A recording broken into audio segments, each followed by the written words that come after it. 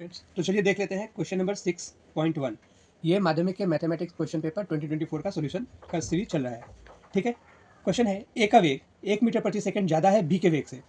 180 metre की दौड़ में ए बी से 2 सेकंड पहले पहुंचता है, बी का वेग कितना मीटर प्रति सेकंड होगा? Speed of A is 1 metre per second more than that of B. A reaches 2 seconds earlier than B in 180 metre sprint competition. Find the speed of B in metre per second. चलिए देख लेते हैं। तो जैसा कि आप सभी जानते हैं कि इस टाइप के क्वेश्चंस में हम सबसे पहले क्या करेंगे, जो भी क्वेश्चन के एंड में हमें जो फाइनल क्वेश्चन पूछा गया है, एक्चुअल क्वेश्चन कि बी का वेग कितना मीटर प्रति सेकंड होगा, तो हम उसे ही एक्स मान लेंगे। ये क्वाड्रेटिक इक्वेशन से रिलेटेड क्वेश्चन है। ठीक है, उस टाइप के क्वेश्चन में आपको क्या करना है वो मैं बता रहा हूँ। तो सबसे पहले आपको बी का वेग मान लेना है एक्स मीटर प्रति सेकंड होगा। ठीक है, हमने मान लिया कि बी का वेग एक्स मीटर प्रति सेकंड होगा। ठीक है, अब क्योंकि दिया गया है कि ए का वेग बी के वेग से 1 मीटर प्रति सेकंड ज़्यादा है, तो ए का वेग क्या हो जाएगा? ए का वेग हो जाएगा x + 1 मीटर प्रति सेकंड। ठीक है, अब हमें एक समीकरण बनाना है प्रश्नानुसार के लिए। तो हमें उस समीकरण के लिए जो कंडीशन दी गई है वो दिया गया है समय। इन दोनों के समय का अंतर 180 मीटर के रेस में या दौड़ में। ठीक है, तो चलिए लिख लेते हैं उसको। क्योंकि यहाँ पर समय, वेग और दूरी का क्वेश्चन है, तो हमें याद रखना है कि दूरी बराबर वेग गुणे समय, या समय बराबर दूरी बटा वेग। हमें इस इक्वेशन को यूज़ करना है। ठीक है, तो हम क्या लिखेंगे कि ए को, क्योंकि बी का वेग हमें पता है, ए का वेग पता है, तो इन दोनों को कितना समय लगेगा ये हम निकाल लेंगे। ठीक है, तो बी को लगेगा समय और ए को लगेगा समय। तो देखिए बी को कितना समय लगेगा 180 बटा एक्स सेकेंड, जबकि ए को कितना समय लगेगा 180 बटा एक्स + 1 सेकेंड। तो हमारा इक्वेशन कैसे बनेगा? हमें कहा गया है कि इस दौर में ए बी से 2 सेकंड पहले पहुंचता है, यानी कि ए को 2 सेकंड कम लगता है समय। तो हम लिखेंगे 180 बटा एक्स माइनस 180 बटा एक्स + 1 इज इक्वल टू 2। ठीक है, ये हमारा इक्वेशन बनेगा।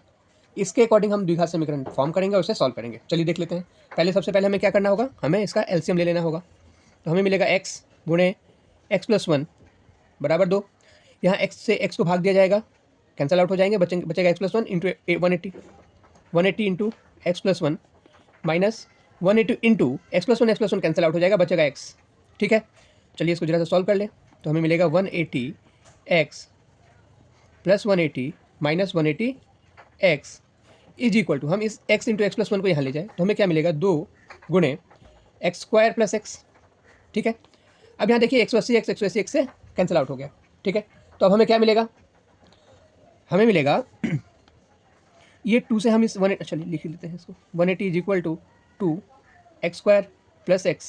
इस 2 से ये 180 90 बार में चला जाएगा, तो हमें क्या मिलेगा x² + x, और जब इस 90 को इधर ले जाएंगे तो हमें मिलेगा x² + x माइनस 90। ठीक है, ये हमें मिल गया। अब हमें इसे सॉल्व करना है। इसे मिडिल फैक्टर या सीधा आचार्य के फॉर्मूला से सॉल्व कर सकते हैं, क्योंकि ये आसान सा है, इसलिए हम इसे मिडिल फैक्टर से ही कर लेंगे। हमें देखिए यहाँ पर +1 लाना है और मल्टीप्लाई करके 90 लाना है, -90। तो हमें क्या करना होगा 10 - 9 करके ये आ जाएगा। तो हम लिखेंगे x² + 10x minus 9x minus 90 is equal to 0। ठीक है, और x common, x + 10 minus 9 common, x + 10 is equal to 0, और x + 10 x minus 9 is equal to 0। ठीक है, अब क्या मिलेगा कि either x + 10 is equal to 0 which means x is equal to -10। अब देखिए x क्या था? वेग था, और ये नेगेटिव नहीं हो सकता। ठीक है, इसलिए हम इसे लिखेंगे असंभव या इम्पॉसिबल। ठीक है, और x - 9 इज इक्वल टू 0, तो x इज इक्वल टू 9, क्योंकि यह वेग है इसलिए इसकी इकाई होगी 9 मीटर प्रति सेकंड। तो यही हो जाएगा हमारा आंसर, यानी बी का वेग कितना है 9 मीटर प्रति सेकंड है। ठीक है, चलिए मिलते हैं अगले क्वेश्चन में। देखते हैं क्वेश्चन नंबर 2, 6 का 2। यह है, हल करें, solve 2x + 1 + 3 divided by 2x + 1 is equal to 4। तो देखिए ये भी क्वाड्रेटिक इक्वेशन का ही क्वेश्चन है, और इसमें हमें एक वेरिएबल दिया गया है पूरा 2x + 1। हमें क्या करना है, हमें इसे अज्यूम कर लेना है कि let 2x + 1 is equal to a या m, एनीथिंग। ठीक है, अब हमारा ये इक्वेशन क्या हो जाएगा, a + 3/a is equal to 4।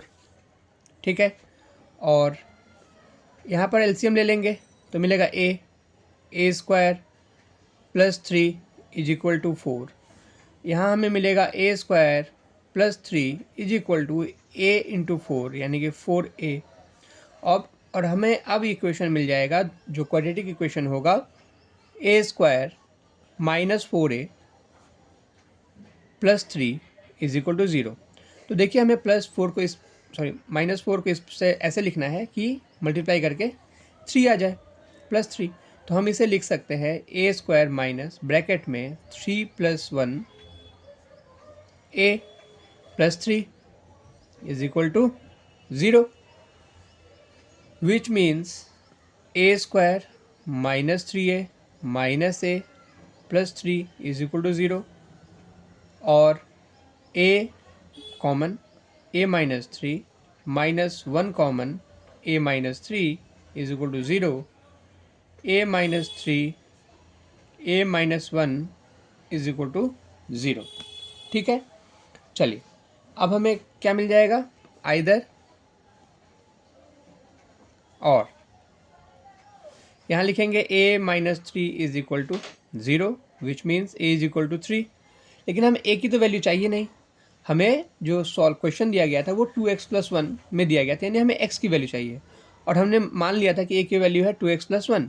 तो हमें a की जगह पर लिखना होगा 2x plus 1 is equal to 3, 2x is equal to 3 minus 1, x is equal to 3 minus 1, 2 divided by 2 is equal to 1।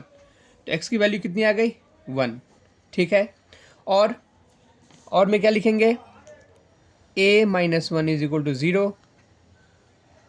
a is equal to 1, a की value बैठा देंगे 2x plus 1 is equal to 1, 2x is equal to 1 minus 1, तो x की value कितनी आ गई, 0।